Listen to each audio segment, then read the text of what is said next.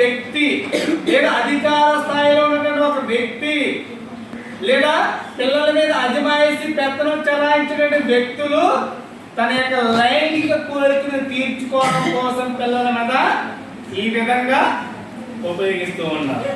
చూద్దాం అసలు physical abuse అంటే ఏంటి, శారీరక వేధింపులు అంటే ఏమిటి చెప్పారు ఎవరైనా? శారీరక వేధింపులు అంటే చెప్తారు చెప్పరా? చెప్పండి. ఏంటండి అసలు శారీరక వేధింపులు అంటే? శారీరకంగా ఏ విధంగా వేధింపులు గురవుతూ ఉంటారు? కర్రతో, బ్లేడుతో, చాకుతో, యాసిడ్, నెక్స్ట్ గోడేసి తలను గట్టిగా పిడిగుద్దులు, నెక్స్ట్ అదే విధంగా పెండ మీద ఓస కాల్చి బాధలు పెట్టడం. అంటే ఏదో ఒక రూపంలో అంటే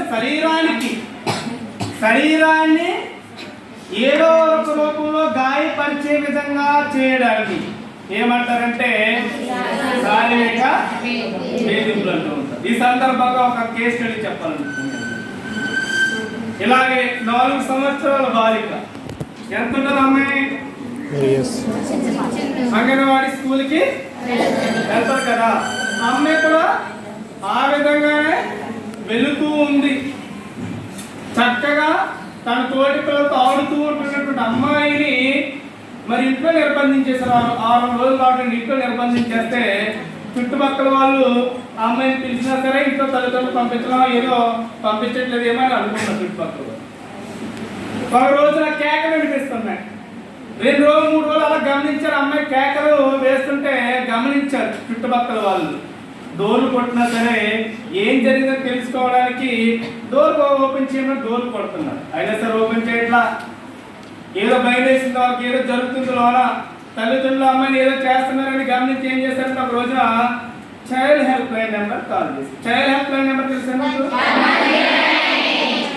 ఓకే, 10-9 ఆ నెంబర్ కాల్ చేశారు.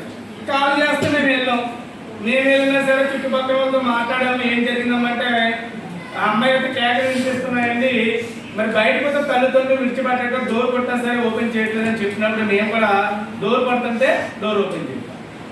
బలవంతంగా ఏం చేస్తాము, డోర్ బల్ల కొట్టి చూసేసరికి అమ్మాయి ఎలా ఉందంటే మొత్తం ఒళ్ళంతా కాలినటువంటి గాయాలతో. నేను చెప్పలేని ప్రదేశాలు ఏం చేశారంటే పెనం మీద ఓస అంటే అట్లు కాల్చుకునేటువంటి ఓస ఉందో తెలుసా? తిరగేస్తాక గెలగలగల అట్లోస కాల్చేసి ఆ గ్యాస్ పొయ్యి మీద కాల్చి ఒళ్ళంతా కూడా వాతలు పెట్టేశారు. ఇమీడియట్ గా గవర్నమెంట్ హాస్పిటల్ అడ్మిట్ చేశారు. 15 రోజుల పాటు ఆ అమ్మాయిని అక్కడ హాస్పిటల్ అడ్మిట్ చేసి ఇమీడియట్ గా అప్పుడు మేడం గారు చైల్డ్ వెల్ఫేర్ కమిటీ మెంబర్ గా ఉన్నారు. అప్పుడు